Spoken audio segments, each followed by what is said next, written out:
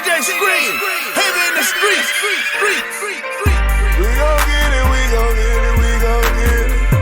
We gon' get it, we gon' get it. Get it in blood. Get it in blood. We gon' get it, we gon' get it, we gon' get it. We gon' get it, we gon' get it. Get it in blood. Get it in blood. Hood rich. Get it out the mud.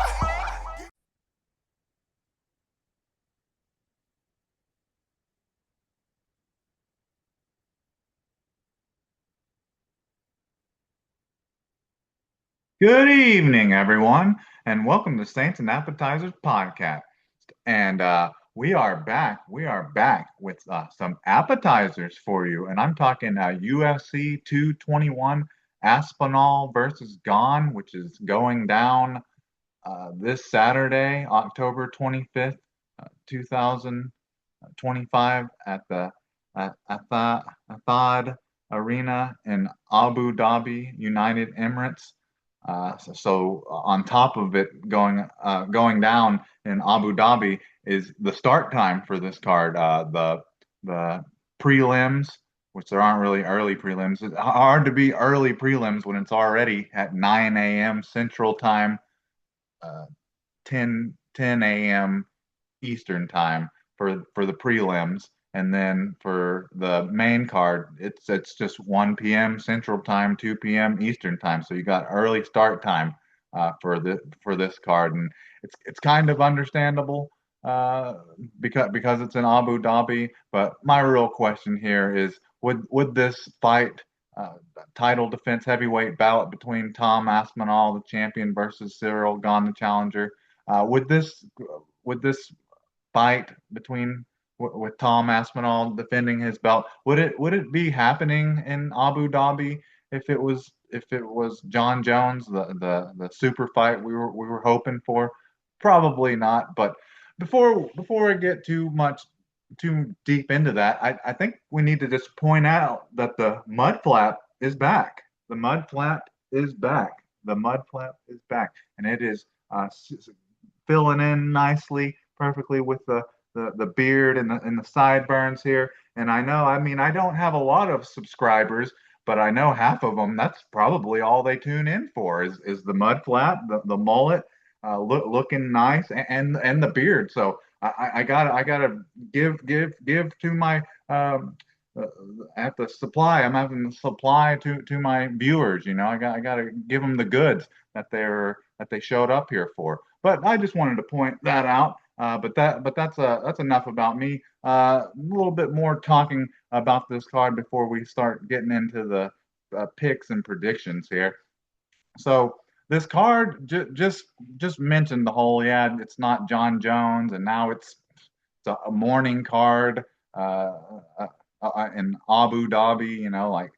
So that kind of takes away from this card a little bit. Even though me personally, I like early cards and or morning football games. Not a huge fan of them necessarily playing and fighting like overseas and stuff necessarily. But I'm not a fan of. I'm a fan of, like, I'm not against waking, like, right when I wake up at like 8 a.m. There's something already on to watch. To get locked into. So that's not a big issue. But just from like face value, this card doesn't look really great, but I think it is, like, low key actually is pretty good. You just got to take away from the whole Tom Aspinall not getting the John Jones. Like, we're not gonna get that, but maybe in the future. I don't know. John Jones, he re-entered the drug testing cycle and all that business. But I mean, he's like 38, pushing 40. One of his brother, Arthur Jones, just died. So do I believe I'm going to be seeing John Jones within the next year or two? Probably not. But so we that takes away from the main event, Tom Aspinall defending his heavyweight title. But then, it's kind of like an interim bout. It's an interim bout, so you don't necessarily get two title fights. But then on top of that, it's a women's strawweight. And it's not necessarily that it's a women's title fight. It's just, you once you get into these lighter weight classes, 115 pounds, this just loses a little bit of excitement, even though Mackenzie Dern is definitely a fan favorite for maybe not necessarily her skills in the octagon. But you still have it's still a title bout with Verna Jandiroba and Mackenzie Dern. But the thing that's kind of sneaky that kind of makes this card uh, maybe a little bit better than it looks just from like the face value is that you got possibly title eliminator bouts in the two fights under the co-main event. That if the people the fighters in those fights have impressive fights or impressive finishes, like they may be next in line for a title shot in their own division, and then one of them is the heavyweight division. So, I mean, the bantamweight bout between Umar Nurmagomedov versus Mario Batista could possibly be a title eliminator for the bantamweight title, and then the heavyweight bout between Alexander Volkov versus Gelton Almeida could be, you get another impressive performance by Gelton Almeida. It should probably be a sure thing, but also Alexander Volkov, who's the number two ranked heavyweight in the world, even though he's already been knocked out by Tom Aspinall. It was either Tom Aspinall or Cyril Gane already knocked him out not that long ago. Let's see here. Yeah, so yeah, it was Alexander Volkov was he lost recently in the decision to Cyril Gane. So he's already lost to him, and then see Tom Aspinall. Not sure if he fought him yet. So yeah, and so he's already beaten him as well. So really, if Cyril Gane or Tom Aspinall wins, if Volkov has like an impressive finish or fight against Gelton Almeida, I mean, at least I guess it'll be Tom Aspinall Volkov too, or Cyril Gane too, but still, probably the more young up and comer, not necessarily young, but is definitely hasn't had his shot at a title. It would be Gelton Almeida. I definitely think if he wins, it's almost a sure thing, but maybe not for Volkov just because he's lost to both of those fighters already. But so we're looking at it. So yeah, you got the headliner, which is good, but then you kind of got an interim title bout that's a little underwhelming just because of the smaller size and it's the women's division. But then you also have the two potential title eliminator bouts on this card. So there's a lot to look at. And then, I don't know how some people feel about the different weight classes and things like that. We kind of already went through that, kind of smaller weight classes, once you get down like below like 155, like the original weight classes were like 155 to 265, and then they started adding all these other smaller weight classes, which I don't know if you're a long time UFC fan. Some fans that aren't really big fan of like the smaller weight classes. So that's your co-main event.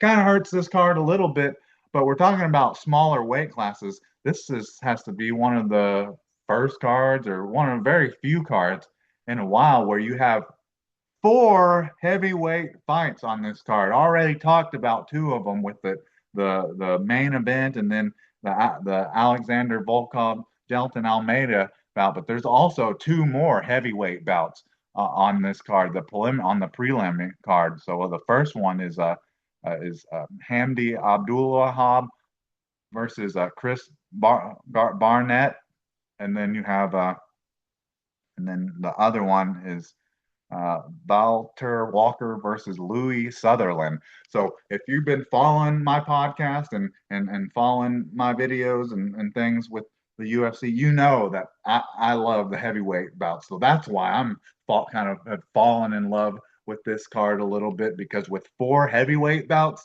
on this card, I mean, you're guaranteed to see at least one guy get their head knocked off or one of their limbs ripped off and taken home with them. So I like this card because of that. And there's a lot of title implications and possible titles changing hands or being handed out, I guess, a new title or champion crowned and all that. But I think this card, like a lot of cards, like the ones that you think are like not going to be any good, end up being a lot better than you expect. Just in the same way that cards that look like, oh man, this is going to be the best card of all time, usually end up being underwhelming. But I like this card. But let's get into this now. Let's get into these picks and the main card here. So can I get a menu? And so the first fight on the main card is a light heavyweight bout between Alexander Rocket versus Amzat Mirzakhanov. So Alexander Rakic, he is was considered like I would say more of like a kickboxer and a boxer, predominantly a striker, and he's had a little bit of a tough run in these last three fights or so. In his last five fights, he is just 2-3, but he's on a three-fight losing streak. But you kind of have to sprinkle one of the losses in there as an injury, I guess, kind of similar to one of the like the only knockout or TKO loss of Aspinall's career. He had a knee injury against Jan Blachowicz, but then he went on to get knocked out by Yuri Prohaska and lose a decision to Megmad Ankalov. So yeah, it's a tough pick. It feels like Alexander Rakic is kind of a step up, is not kind of being set up, and to Azmat Murazakhanov to kind of be a step up in competition, but also trying to get him a win is kind of what this fight feels like a little bit to me. But I mean, Alexander Rakic, he's on a tough stretch here, but he's still young, only 33 years old. But in his total fight career, he has 19 fights with 14 wins and 5 losses. In the 14 wins, he has 9 wins by knockout, 1 wins by submission, and 4 by decision. And then in the 5 losses, he has 2 by knockout, 1 by submission, and 2 by decision. So he's a striker, a knockout artist, but you gotta admit he's having a little tough run here, tough stretch, and he's facing Azmat Muratkanov, who it's listed here, and the what you hear of like his style is like hand to hand combat, like it's not really like categorized style as like boxing or kickboxing or jujitsu. It's just hand to hand combat. And I mean, hey, I might want to get into hand to hand combat if it can get me to 15-0 in mixed martial arts and get me into the UFC. So I'm fine with that. But he is 5-0 in his last 5 fights, and he is 6-0 in the UFC, and since he's gotten to the UFC. And he is kind of a similar style to Alexander Rakic, besides the fact that it's not really labeled as boxing or kickboxing, more hand-to-hand combat. That sounds more like actual self-defense, where you can like poke people in the eyes and do like small joint manipulation and like twist people's ears and stuff like that. That's what I think of when I think of like hand-to-hand combat, self-defense classes. But he's had 15 fights with 15 wins. We mentioned 0 losses, so he's undefeated, and he has 11 out of the 15 knockouts. He has 11 out of the 15 wins. He has 11 knockouts, 1 submission, and 3 by decision. So it's pretty clear what he's wanting to do. It's kind of the same with both of these fighters, but it definitely feels that like Azmat Muratkanov is definitely the one that's on a hot streak and obviously on a winning streak, has never lost a fight, and it feels like Alexander Rakic is kind of the one that's a little bit on a bit of a tougher stretch, but still might be a step up in competition for Azmat. But in this light heavyweight bout between Alexander Rakic versus Azmat Muratkanov, I'm going with Asmat to get the knockout over Rockage. All right, so that'll be a great curtain jerker if it plays out like that. We get to see there's just a lot of beef on this card, regardless of just the heavyweights. That's a light heavyweight bout for the curtain jerker, and hopefully we get a devastating knockout to start the main card. And just like I said, there's a lot of beef on this card. So the second fight on the card is a heavyweight bout between Alexander Volkov versus Jailton Almeida, which we already talked about a little bit before we asked for that menu. But Alexander Volkov, he's just that's pretty much all he is either a title contender, title eliminator bouts, or like title shots. Like that's just where he is in his career. Like if he's not fighting for the belt or fighting for an opportunity for the belt, then he's probably not going to be fighting anymore. And he is 37 years old. But he's a striker, a knockout artist, M1 Global. You know, uh, but he's mentioned that he's lost. This is more like in a six fight stretch is where he had lost. And his if you go back to the sixth fight, he lost to a straight arm bar submission to Tom Aspinall in the first round, and then Cyril Gane in his most recent loss, which was that UFC 310 December 7th, 2023, and that was a split decision. So I mean, you can't. I mean, if if I was to pick, or just fans in general, it would be able you'd be able to easily promote the Cyril Gane Volkov two fight because the fight was pretty close. But in between that whole period, he's 4-0, knocking out Jairzinho Rosenstrike, Alexander Ramov, Taya Tuivasa with a submission, and then had a decision over Sergey Pavlovich. So he's just fighting the who's who of the UFC, and he's, like I said, looks like he's on track looking for another knockout here. But in his 49 fights, he has 38 wins with 11 losses. In the 38 wins, he has 24 knockouts, four wins by submission, and 10 wins by decision.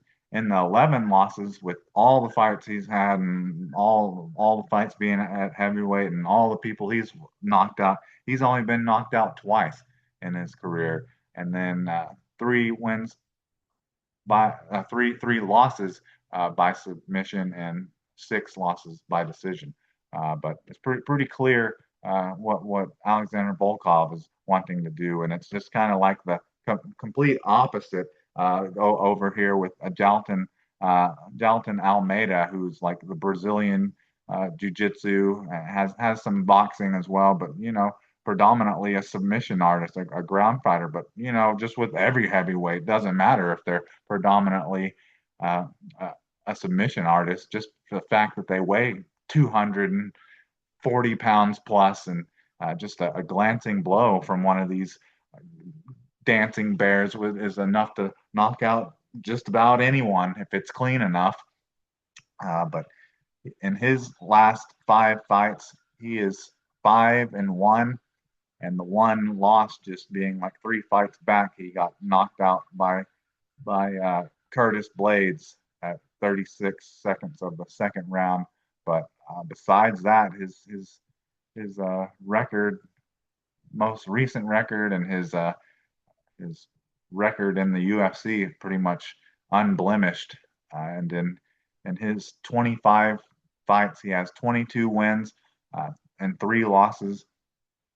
In the 22 wins, he has 8 wins by knockout. So even though he's a jiu-jitsu artist, he still has his own type of boxing, and he can lay a good shot on someone just with the initial stand up. If you knock them to the ground and you're able to hold them down and land a lot of ground and pound, you can get your knockouts like that. So 8 knockouts, and then 13 wins by submission, what he's predominantly trying to do, and then 1 win by decision. And then in the three losses, two losses by knockout, 0 losses by submission, and 1 lost by decision. So he can be knocked out.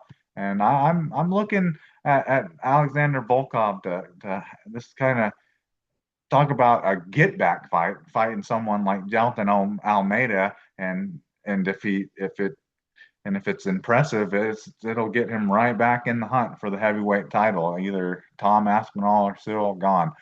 So in this heavyweight bout between Alexander Volkov versus Jalton Almeida, I'm going with Alexander Volkov to win this and get right back into the title conversation here, which isn't really hard to do when you're ranked number two, anyways. But so in this heavyweight bout between Alexander Volkov versus Jalton Almeida, I'm going with Alexander Volkov to win this, and I think he's going to get a knockout over Jalton Almeida. You know, some people say Jalton Almeida kind of during his only blemish on his UFC tenure, he kind of lost concentration and got tired against Curtis Blades and got caught. Well, I think Alexander Volkov is even better striker than Curtis Blades, who's predominantly a wrestler.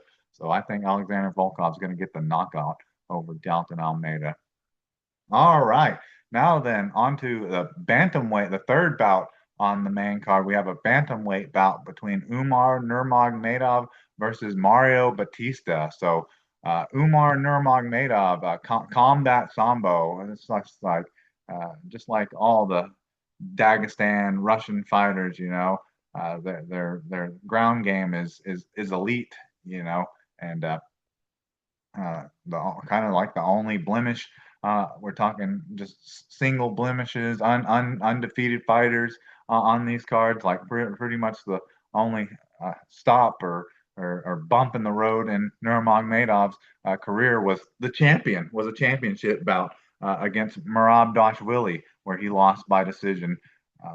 And that was 5 rounds, but still was the fight of the night. So it's not like it was just Merab Dashvili uh, and landing just having a beat down on him or finishing him with a submission or a knockout.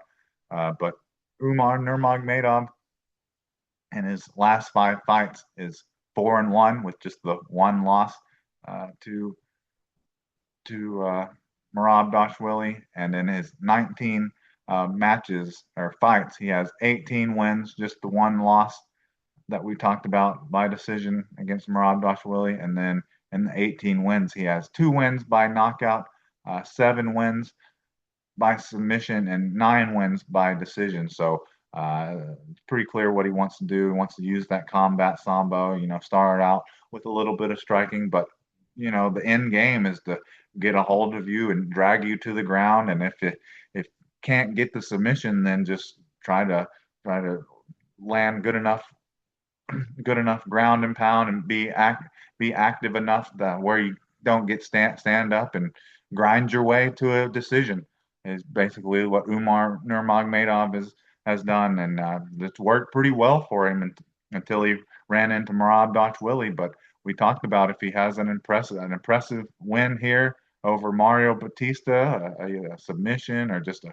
complete domination on the ground, then you could easily see in the next fight or two uh, after Merab Dashvili, I think fights Peter Yan, then maybe see a rematch between Merab Dashvili and Umar Nurmagomedov, who is fighting Mario Batista, who looked pretty impressive recently in his bout against Patchy Mix, who, Patchy Mix was a star from another organization and came over and highly touted, which has happened pretty often, it's happened pretty regularly on these UFC events where you got guys coming over from other organizations. They're supposed to be the next big thing, and then the guy that's at least up in the top 10 in the rankings, just absolutely schools them. But that's what we saw in Patchy Mix's or Mario Bautista's last fight against Patchy Mix. But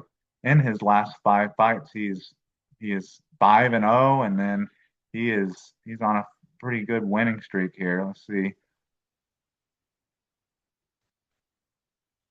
He's on an 8-fight winning streak. besides just the 5-0 that we're talking about. So he's on an 8-fight winning streak, hasn't lost since he lost to Trevin Jones by TKO punches back at UFC 259, March 6, 2021, and that was at the 42nd mark of the second round. But in his 18 fights, uh, he has 16 wins and 2 losses. In the 16 wins, he has 3 wins by knockout, 6 wins by submission, and 7 wins by decision. In the 2 losses, he has one loss by knockout, 1 loss by submission, and then has never lost a fight that's gone to decision. But Umar Nurmagomedov and Mario Batista, they both have a similar style, even though Brazilian Jiu-Jitsu and combat sambo are a little bit different. The end game is to be able to take your opponent down and control them on the ground. And like I said, if you're not able to get some type of submission, you just want to try to hold them down, get enough ground and pound so you don't get stood back up. And like I said, just lay and pray and grind your way to a decision victory. And that's how the majority of both of these fighters' wins uh, have been through decision. And this is a hot bout, really. This is one of those fights where it's really not being talked about quite as much as it probably should be, because this is kind of similar to like the women's strawweight vacant bout. Like if the bantamweight title like came up vacant, I could easily see these two guys fighting for the belt. Like because like what an accumulation. Both of these guys, like if added together, these guys only have 3 total losses entirely. But they both have the same type of wanting to use their ground game to win. But in this bantamweight bout between Umar Nurmagomedov versus Mario Batista, I think I'm going to go with the fighter that's already had a little bit of experience at fighting the champion, and maybe uh, has has has a little bit more a little bit better and a little more prepared in these type of big fights. And I think Umar Nurmagomedov, that's really the only thing in his sight is having a rematch against Merab Dvalishvili. Hopefully that doesn't lead to him looking past Mario Batista.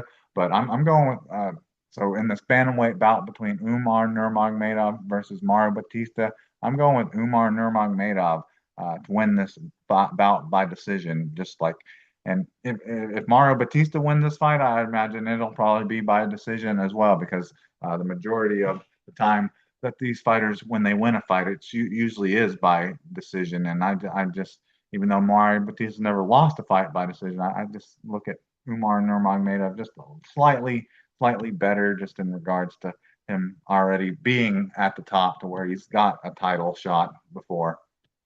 All right, now then, we're getting into some title conversations and into the co-main event. So the co-main event, the fourth fight on the main card, we have a women's strawweight.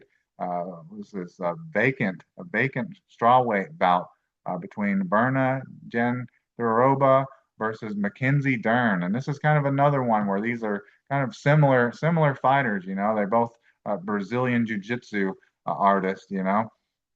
So, they want to start these fights out with the striking, and if the striking goes well enough, then maybe they'll keep it standing. But the end game is to try to take him down and get a submission. And definitely with Berna Jandiroba, she's definitely a submission artist over her career. Pretty impressive in that regards. But she is 5-0 in her last 5 fights, and that is considered a, a 5-game winning streak. She hasn't lost since Amanda Ribas, which was like 6 fights back, decision loss at UFC 267, October 30th, 2021, and that was a 3-round fight. But since then, she's uh, just won quite a few fights by decision, and she did have a submission victory over Amanda Lemos.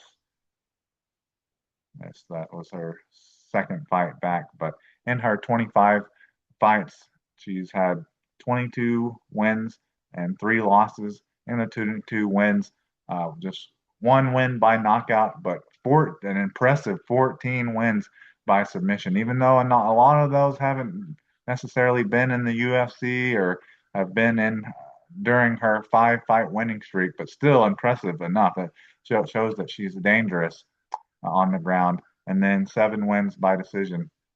And then in the 3 losses, she's never been knocked out, never been submitted, and then just 3 losses by decision. So that's pretty impressive, showing that she's tough and durable and has good submission defense.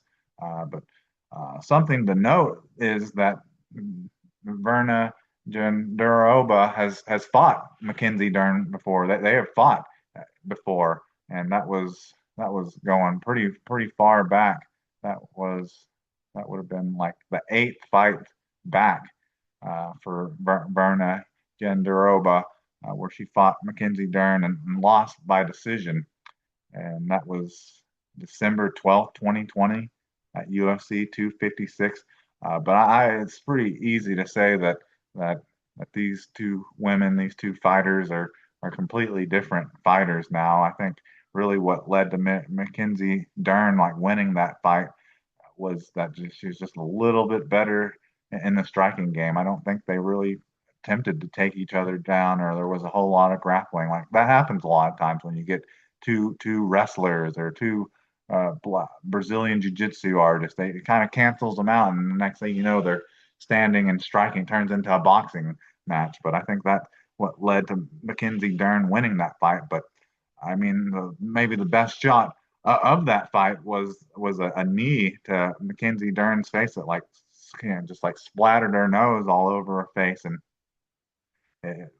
Berna Jandiroba maybe could have gotten the finish there. She wasn't wearing knee pads for some odd reason, but but definitely definitely this should definitely be a good fight. It's a little underwhelming for it being the co-main event just because it's not officially a title changing hand. It's more like a title being uh, designated or given kind of. They're fighting for it, but it's not like it's not actually changing hands because uh, Zay Wei Li or whatever, Zhang Wei Li vacated it. So it's a little bit underwhelming because of that, but also the 115-pound weight class is not really that exciting just because you don't get the brutal like knockouts and things like that, and just the potential of that. You don't really get that. But Mackenzie Dern, also a Brazilian Jiu-Jitsu artist and a submission artist, great ground game potentially. Uh, Mainly what she relies on. But the fact that she's getting this title shot's a little bit surprising because she's just 3-2 in her last 5 fights, but she is on a 2 fight winning streak over Lupi Gondinez and Amanda Ribas, where she did submit her with an armbar at the 456 mark of the third round at UFC Dern versus Ribas 2 January 11th, 2025. Got a performance of the night for that. But in her 20 fights, she has 15 wins and 5 losses. In the 15 wins, she never knocked anyone out. So between uh, Jara Doba's 1 knockout and Mackenzie Dern's 0 knockout, I don't think we have to worry about that too much. But she has 8 wins by submission, so also she's got an impressive number there. And then 7 wins by decision, and then the 5 losses, just 1 loss by knockout, 0 losses by submission, and four losses by decision. So I don't see either one of these women knocking either one or the other out, and I don't see them submitting one or the other out. So I mean, there's really only one other way that they can win, and you know, Vernon Jandiroba has just been a little bit more impressive. Hasn't lost as many times as Mackenzie Dern has, and since they fought each other back in like 2020, like 5, almost 6 years ago. So just because of that reason and the fact that neither one of them have really been finished a whole lot in their career. I just have to see. I can't see this fight really going any other way than a decision, and that's kind of what we're talking about. Kind of what we're talking about. Wow, this feels kind of like an underwhelming kind of co-main event because a good chance we're not going to see a finish in this fight. But in this women's strawweight bout for the vacant strawweight championship, women's strawweight championship, I have versus Berna Jandiroba versus Mackenzie Dern. I'm going with Berna Jandiroba to win this bout, and I think she's going to win by decision. I think her her her her striking maybe just improved just enough to where she'll be able to uh, weather the storm that she wasn't quite able to do in the first bout against Mackenzie Dern, and maybe it'll just be just slightly better than Mackenzie Dern's, or maybe she's at least able to have a little bit better defense. And maybe what we're really wanting to see is who can take who down, and if she's able to secure at least maybe one or two takedowns and just not take a lot of damage, but probably just because they only weigh 115 pounds, not probably doesn't dish out a lot of damage either. I definitely see the fight going to decision. So you have a new women's strawweight champion in Verna Jandiroba. All right, so we made it. We made it to the main event of UFC 321. Tom Aspinall versus Gane, Cyril Gane. And so this is a heavyweight championship bout between Tom Aspinall, the champion, versus the challenger Cyril Gane. So Tom Aspinall, man, talk about a man that's just kind of just been sitting on his hands for a while and hasn't graced the UFC octagon in a hot minute. It's been close to a year and a half now since he's fought. He fought Curtis Blades, knocked him out at UFC 304 all the way back at that was UFC 304 all the way back July 27th, 2024, and that was just at a minute of the first round. So on top of not fighting for like a year and a half, the time that he did fight, he was only in the ring for a minute, which is not uncommon for Tom Aspinall fights, but still, it's been a long time, and even the last time he was in the ring, he wasn't in there very long. But yeah, I understand Tom Aspinall. You gotta I don't know applaud him or you gotta understand at least why he was waiting for John Jones. He was wanting that money fight and didn't want anyone to be able to discredit his heavyweight reign. But John Jones is not hasn't cooperated. But Tom Aspinall, he's a striker, like a boxer, and a boxer and a wrestler. But even though he's probably a better wrestler than he is a striker, he's just a devastating knockout artist and hardly ever gets out of the first round. And none of the fights that he's won have ever gotten out of the first round, except fight against Andrei Arlovski, where he got a submission rear naked choke. It's the only one, and that's way back. That's UFC Blades versus Lewis, February 20th, 2021. And that was at the 109 mark in the second round. But besides that, he's never won a fight that's gone past the first round. So he is 4-1 in his last 5 fights, with the one being the knee injury. He had the knee injury to Curtis Blades, and then you really hadn't. Besides that, you have never really seen Tom Aspinall looking compromised or losing a fight, because besides that, he's won eight. He's 8-1 in the UFC, and just the one is the knee injury. Tore his ACL like 15 seconds into the first round against Curtis Blades at Blades Aspinall July 23rd, 2022.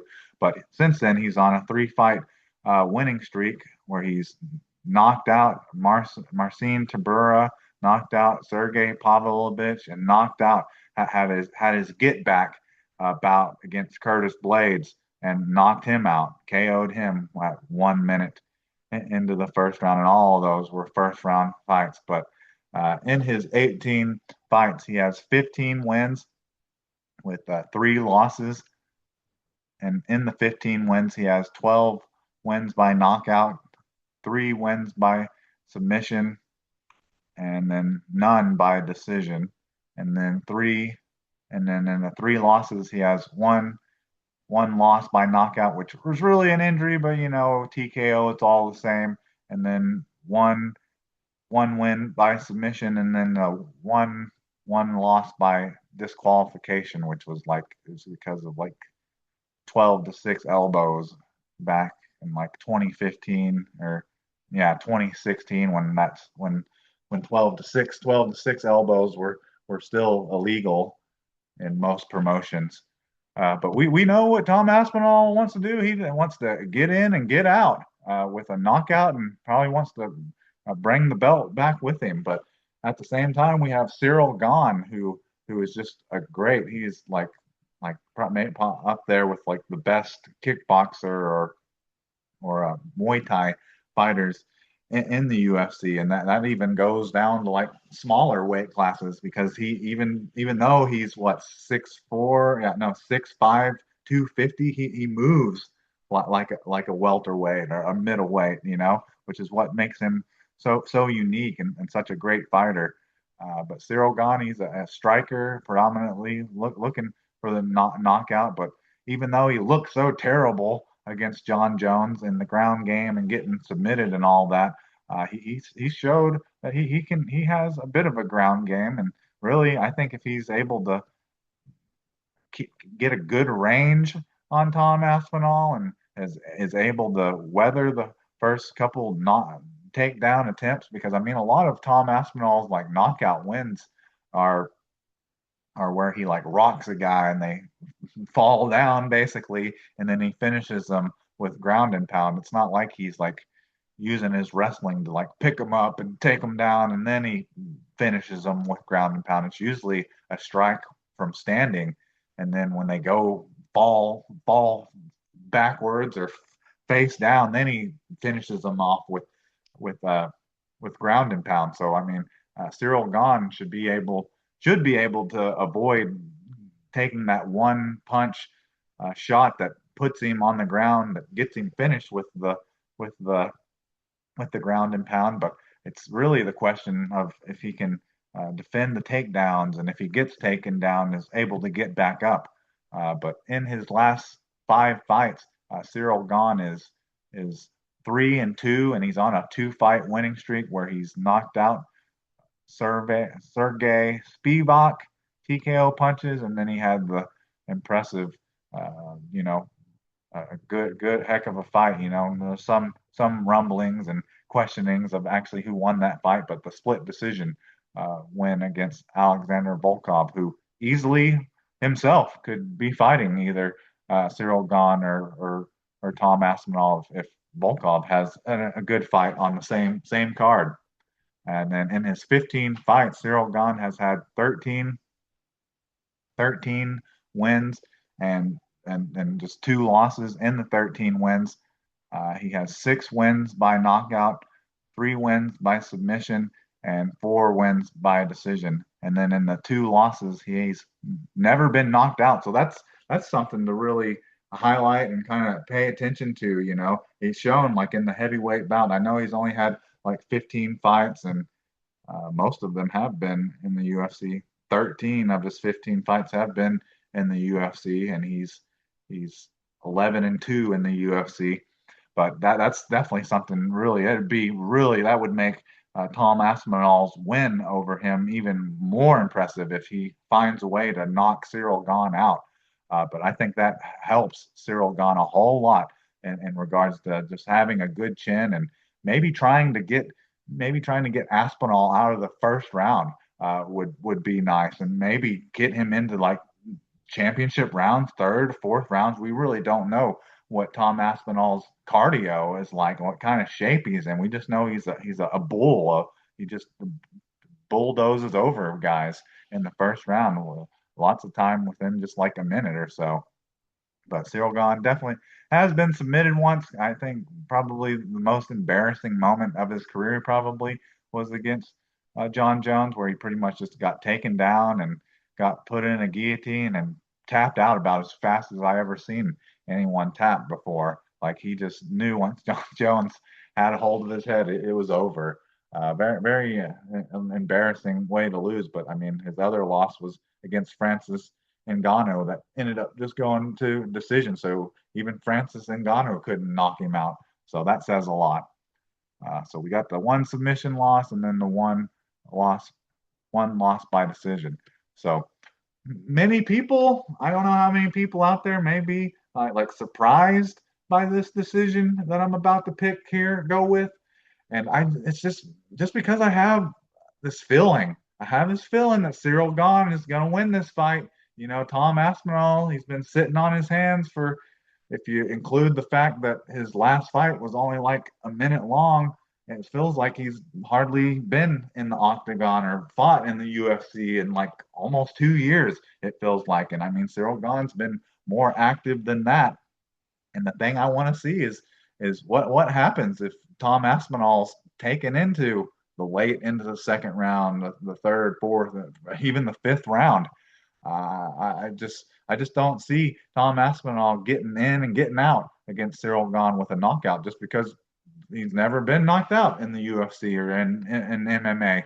So in this heavyweight bout between Tom Aspinall, the champion, versus Cyril Gane, the challenger, I'm going with Cyril Gane to win this bout. And I have him actually knocking, on top of that, I have him knocking Tom Aspinall out. And I hadn't, most of these fights, I didn't really uh, label or put around when the knockout's going to happen. But basically what we were just talking about. It's going to be like in late, maybe late at the earliest, late in the second round, but then possibly in the third or the fourth, fifth round, he's going to knock Tom Aspinall out, and that's just because we really don't know what Tom Aspinall's cardio is like. So I'm gonna assume that Cyril Gane is going to be able to pick at Tom Aspinall enough through the first two rounds or so to where he can get him into the other rounds, but he's going to be able to do well enough to where he doesn't get knocked out or get knocked down and eat a bunch of ground and pound, but also just not getting taken down at all. And if he does, is able to get back up. And basically, he's just going to end up picking Tom Aspinall apart until he just can't handle it anymore. Because we know with Cyril Gane, it's usually not just one big strike; it's just a combination of them until his opponent folds. And so in this heavyweight bout between Tom Aspinall, the champion, versus Cyril Gane, I got a new heavyweight champion is going to be crowned in Cyril Gane. So that's the card. That is UFC UFC 321, Aspinall versus Gane. So Tom Aspinall versus Cyril Gane. And just remember, you better, if you're wanting to see all the heavyweight bouts on this card, we got four of them. So we know, we're guaranteed we're getting someone's head knocked off, or somebody's limb's going to get ripped off, and they're going to have to take it home with them or take it to the hospital with them to get it put back on. But guys, if you're wanting to see all those heavyweight bouts, you need to set your alarm, because this is a morning bout, 9 a.m. for the prelims, and then 1 p.m. for the main card, the pay-per-view, or 2 Eastern, wherever time zone you're living in. But yeah, I'm excited for this card. Like I said, face value not overly impressive, but if you dig a little bit more, I have a feeling this card could be and probably will be a lot better than expected. But anyways, I think that's about all I have for you. So can I get a check, please?